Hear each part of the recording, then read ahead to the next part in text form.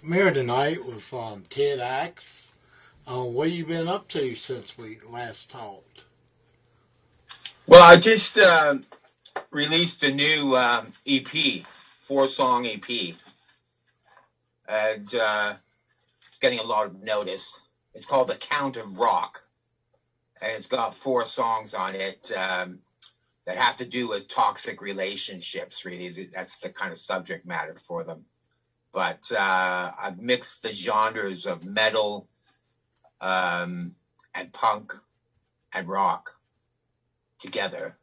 It's a little more punky than last time, in a sense, and also a little more manicured, so to speak. But it's called The Count of Rock, and it's available. Digital copies are available on Bandcamp under Ted Axe, The Count of Rock. So, one of my fans started calling me the Count of Rock, and I just adopted it as a kind of nickname. So, having said that, we call the EP that. So that's what I've been up to, and playing around with my band quite a bit in Toronto and out on the outskirts of Toronto. There's about 60 odd cities outside Toronto, small towns, if you will. We've been playing a lot of that sort of thing. So getting out of town quite a bit, and yeah. Okay.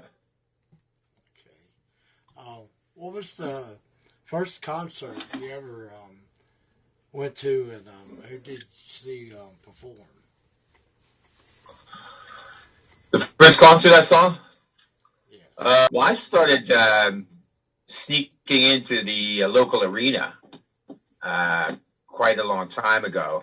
So I think the first one I saw was Alice Cooper, the Killer tour, actually, quite a while back. That's when Alice was at his best, really. He had his original band, and it was kind of Killer, actually. And I got in by, I was hitchhiking down to the local arena, skipping school, about 3 in the afternoon, and the roadies picked me up on the way to the gig. And so first thing that happened was that they handed back this huge chunk of Peruvian cocaine, and I didn't know what to do with it. And so just put it up your nose. So after that, we got into helping them. I helped them set up the equipment, and I was just like 12 years old, kind of thing. So it was a bit of a shock to me, and I got to see the concert from on stage, sitting right next to them on the sidewalk monitor, watching the show that way. So that was a great experience, and kind of influenced me in a sense. My music's kind of come out a bit darker, the dark rock kind of thing. So yeah, that was really cool. So I guess that was my first concert. And after that, I kept it up, kept sneaking in, and wanted to go away with the sound crew on a tour of the States, but I was too young. They said, "No, kid, you're too young. Can't come down on tour with us." So yeah, so I think that was my first one. Do you create for yourself or for your fans? Oh, good question. I actually create for myself totally. And if somebody likes it, that's great. But for me, it's like an internal clock, a voice. I have to get it out of my system. And either it's poetry or art or music for me to get those thoughts out. This time it was music. I talked about things that were bothering me.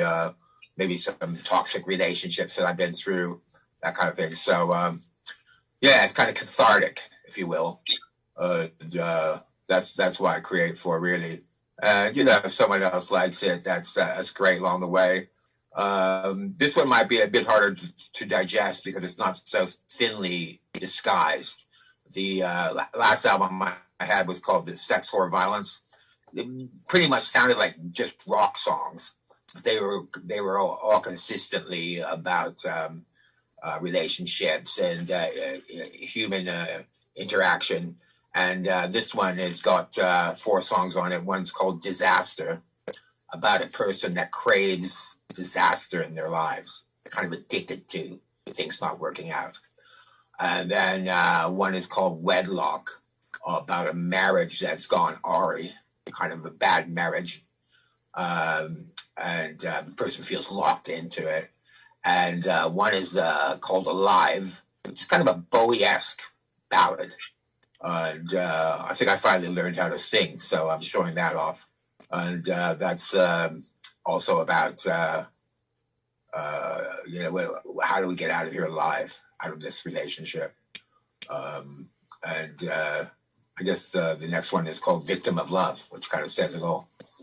So we're going to be doing a video for one of those songs. Haven't chosen which one yet, but it's going to be an interesting video because just kind of lining it up now. And I think it'll be filmed in front of a haunted house. I found a haunted house, so I'm going to be doing the video in front of this house. Okay. We're going to play your song, Victim of Love. Oh, great.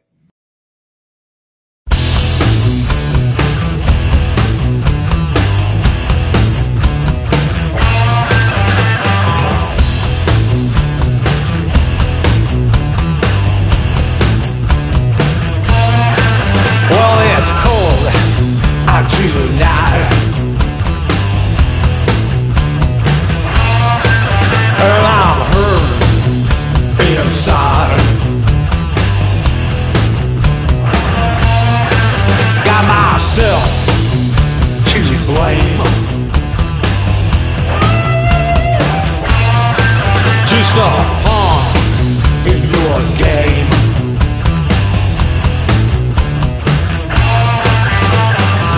I'm just a victim of love. I'm just a victim of love. I'm just a victim, and she's a killer. I'm just a victim of love.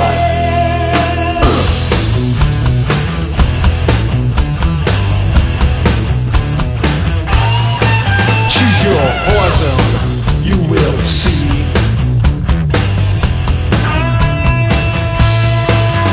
You know better than me. Listen, I'm just a victim of love. I'm just a victim of love. I'm just a victim, and she's a killer. I'm just a victim of love. That's right.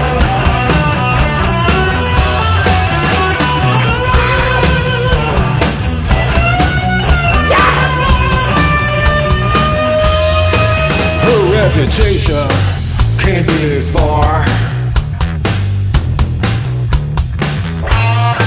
One I chose to ignore.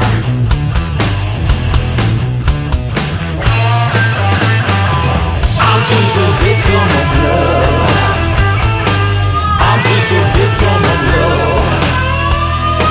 I'm just a victim, and she's a killer. I'm just a victim of love. I'm just a victim of love. I'm just a victim of love. I'm just a victim, and she's a killer. I'm just a victim of love.